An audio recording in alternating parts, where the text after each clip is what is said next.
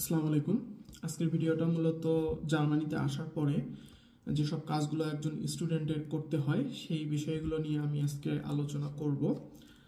আমার কাছে একটা লিস্ট আছে যে যে কাজগুলো আসলে একজন স্টুডেন্টের জার্মানিতে প্রথম আসার পরপরই যে কাজগুলো তার করে ফেলতে হবে সেই গুরুত্বপূর্ণ কাজগুলোর একটা লিস্ট। প্রথমে যে বিষয়টা আমি বলবো সেটা হচ্ছে যে সিটি রেজিস্ট্রেশন বা হচ্ছে এখানে জার্মানে বলে হচ্ছে আনমেল্ডুং। আপনি যে সিটিতে আসতেছেন ওই সিটির অধীনে আপনাকে একটা রেজিস্ট্রেশন করতে হবে। প্রত্যেকটা সিটির একটা করে অফিস আছে, সেই অফিসে আপনার পাসপোর্ট এবং আপনার যে হাউস কন্ট্রাক্ট আছে হাউস কন্ট্রাক্ট নিয়ে চলে যাবেন। ওখানকার লোকজন যারা আছে তারা আপনাকে এই কাজে সাহায্য করবে।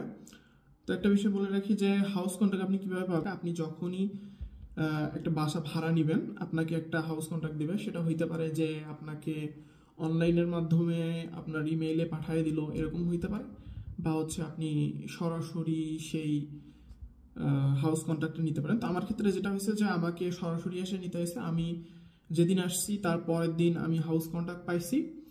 আরেকটা বিষয় বলি, সেটা হচ্ছে যে সিটি রেজিস্ট্রেশনের জন্য শহর ভেদে আপনাদের কিছুদিন অপেক্ষা করা লাগতে পারে অ্যাপয়েন্টমেন্ট নিয়ে। যেমন আমার শহরে প্রায় 25 দিনের মতো অপেক্ষা করতে হয় অ্যাপয়েন্টমেন্ট নিয়ে। তো আমি করছিলাম কি, আমি দেশে যখন ছিলাম তখনই অ্যাপয়েন্টমেন্টটা নিয়ে রাখছিলাম। এটা আপনারা করতে পারেন সময় বাঁচানোর জন্য। আপনারা দেশে থেকেই আপনাদের অ্যাপয়েন্টমেন্ট নেবেন। যখন আপনারা দেখবেন যে আপনাদের টিকিট কেটে ফেলছেন, আপনারা অমুক দিনে অ্যারাইভ করতেছেন, তো তার আগে অন্তত পক্ষে আপনার অ্যাপয়েন্টমেন্টটা নিয়ে রাখেন। তারপরে এখানে আসার পরপরই তাহলে আপনারা সহজেই এই সিটি রেজিস্ট্রেশনের যে কাজটা সেটা করে ফেলতে পারবেন। সিটি রেজিস্ট্রেশন করতে আপনাদের দুইটা জাস্ট ডকুমেন্ট লাগবে, একটা হচ্ছে আপনাদের পাসপোর্ট এবং আরেকটা হচ্ছে যে আপনার হাউস কন্ট্রাক্ট। এবং আপনাকে কিছু বেসিক কোশ্চেন জিজ্ঞেস করবে যে আপনি হচ্ছে কোথায় থাকেন, আপনার ঠিকানাটা। তো হাউস কন্ট্রাক্টের সাধারণত ঠিকানাও দেওয়া থাকে, তো আপনাকে জিজ্ঞেস করতে পারে, তো আপনারা তখন এটা বলবেন। সেকেন্ড যে বিষয়টা হচ্ছে সেটা হচ্ছে যে ব্যাংক অ্যাকাউন্ট। আপনি জার্মানিতে আসলে আপনাকে ব্যাংক অ্যাকাউন্ট খুলতে হবে। কিছু কিছু ব্যাংক আছে আনমেল্ডুং ছাড়া, অর্থাৎ সিটি রেজিস্ট্রেশন ছাড়া তারা ব্যাংক অ্যাকাউন্ট খোলে। আর কিছু কিছু ব্যাংক আছে যারা হচ্ছে সিটি রেজিস্ট্রেশন ছাড়া অর্থাৎ আনমেল্ডুং ছাড়া অ্যাকাউন্ট খোলে না।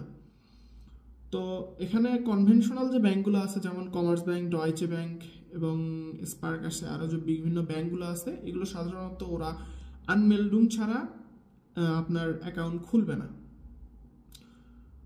কিন্তু অন্যান্য যে ব্যাংকগুলো আছে যেমন হচ্ছে আমি যদি বলি N26, C24 বা হচ্ছে রিভলিউট বা ভিভিড, এই ব্যাংকগুলোতে আপনি হচ্ছে আনমেল্ডুং ছাড়াই আপনার ব্যাংক অ্যাকাউন্ট খুলতে পারবেন এবং হচ্ছে আপনার ব্লকের টাকা যেটা সেটা আপনি আনব্লক করতে পারবেন।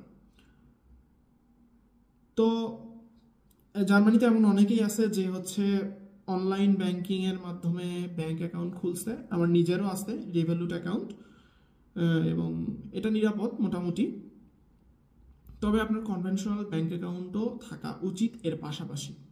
ব্যাংক অ্যাকাউন্ট খোলার পরপরই আপনি কোরাকলকে বলবেন যে আপনার ব্যাংক অ্যাকাউন্ট খোলা হয়ে গেছে, আপনি এখন টাকা আনব্লক করতে চাচ্ছেন। কোরাকলকে আপনার ব্যাংক ডিটেলস দিবেন, দিয়ে বলবেন যে এটা আমার ব্যাংক ডিটেলস।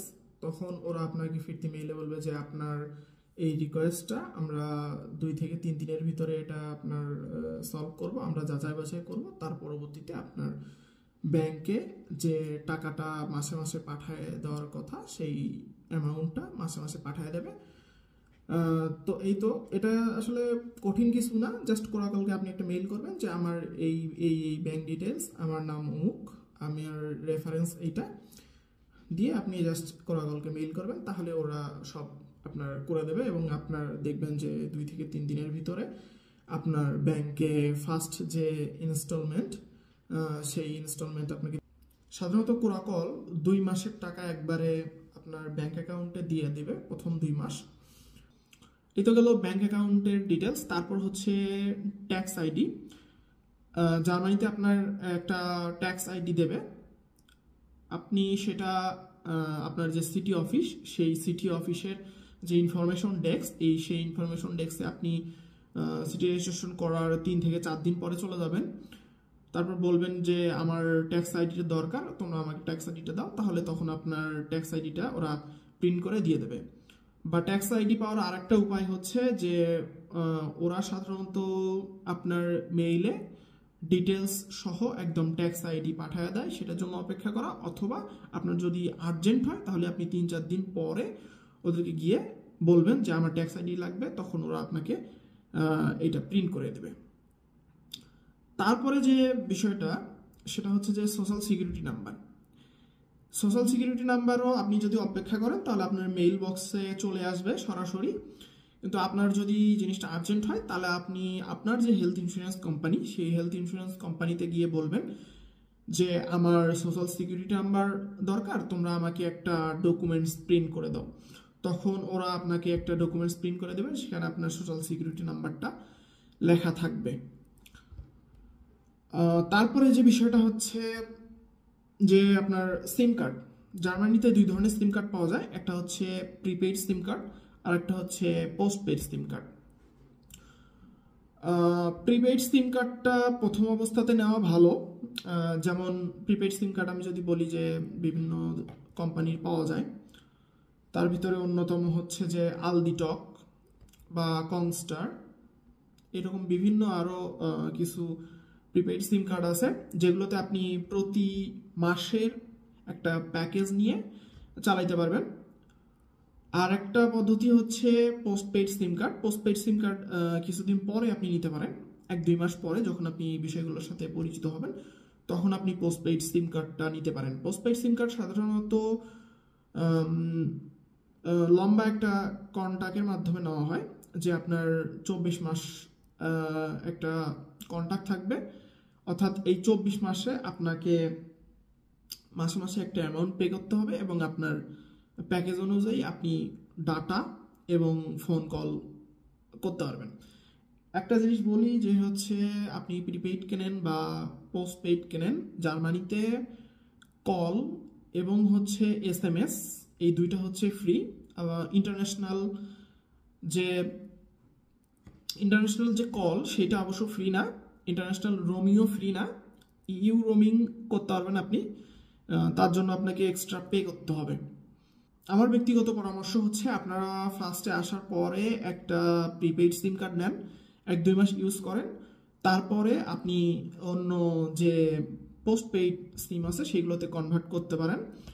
আপনি চাইলে আপনার আগের নাম্বারটাও রেখে দিতে পারেন, এইটা আপনি সিম কোম্পানির সাথে কন্ট্যাক্ট করলেই আপনি বুঝতে পারবেন যে কিভাবে কি করতে হবে। পোস্টপেইড সিমের মধ্যে অন্যতম হচ্ছে যে ভোডাফোন, O2, তারপর হচ্ছে টেলকম, এগুলো হচ্ছে মোটামুটি পরিচিত।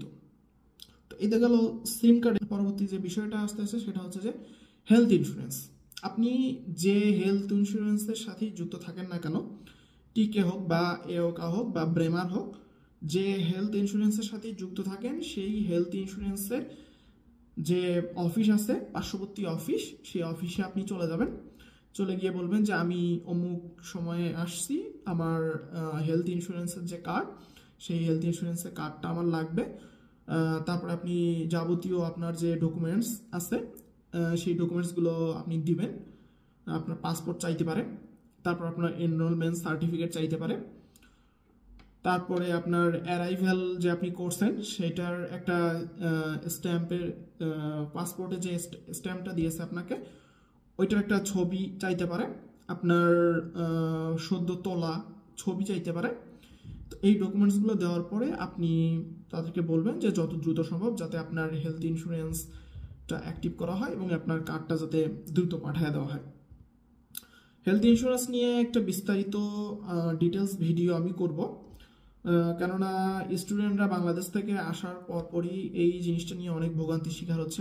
আমি নিজে অনেক ভোগান্তির শিকার হয়েছি, কারণ আমি তো অনেকদিন পরে এখানে এসেছি, কিন্তু আমি যে এনরোল ছিলাম, এনরোলমেন্ট থেকে আমার প্রথমে হেলথ ইন্স্যুরেন্সের যতদিন এনরোল ছিলাম হেলথ ইন্স্যুরেন্সের টাকা কাটার জন্য বিল পাঠিয়ে দিয়েছিল। পরবর্তীতে আমি এটা ওয়েভার করি। তো কিভাবে আমি ওয়েভার করছি সেই জিনিসটা নিয়ে একটা বিস্তারিত ভিডিও করব, কিভাবে আপনি জার্মানিতে বাসা পাবেন সেটা নিয়ে একটা বিস্তারিত ভিডিও করব, কোন ব্যাংক অ্যাকাউন্ট ভালো হবে এটা নিয়ে একটা বিস্তারিত ভিডিও করব, এবং সিম কার্ড আপনি কিভাবে কিনবেন এবং সেটা সিম কার্ডটা কিভাবে অ্যাক্টিভ করবেন। কারণ সিম কার্ড অ্যাক্টিভ করতে সাধারণত একটু সময় লাগে ভেরিফিকেশন করতে, অনলাইন ভেরিফিকেশন, অথবা আপনি পোস্ট ব্যাংকের একটা বুথে গিয়ে আপনি এটা ভেরিফিকেশন করতে পারেন। সেটা কীভাবে করবেন সেই বিষয়টা নিয়েও আমি একটা ভিডিও বানাবো। তারপরে জার্মানিতে আপনি কন্টাক্টে কিভাবে ফোন কিনবেন সেই জিনিসটা নিয়েও আমি একটা বিস্তারিত ভিডিও বানাবো। তো এই ছিল মোটামুটি 7টা বিষয়, যে 7টা বিষয় আপনি জার্মানিতে আসার পরই একজন স্টুডেন্ট হিসাবে আপনাকে করতে হবে। এর বাইরেও কিছু টুকিটাকি জিনিস আছে, সেই জিনিসগুলো নিয়ে আমি পরবর্তীতে আরও বিস্তারিত আলোচনা করব। তো আশা করছি যে সবার ভিডিওটা ভালো লেগেছে, এবং ভিডিওটা ভালো লাগলে সবাই লাইক, কমেন্ট, শেয়ার করবেন। এই তো, আসসালামু আলাইকুম।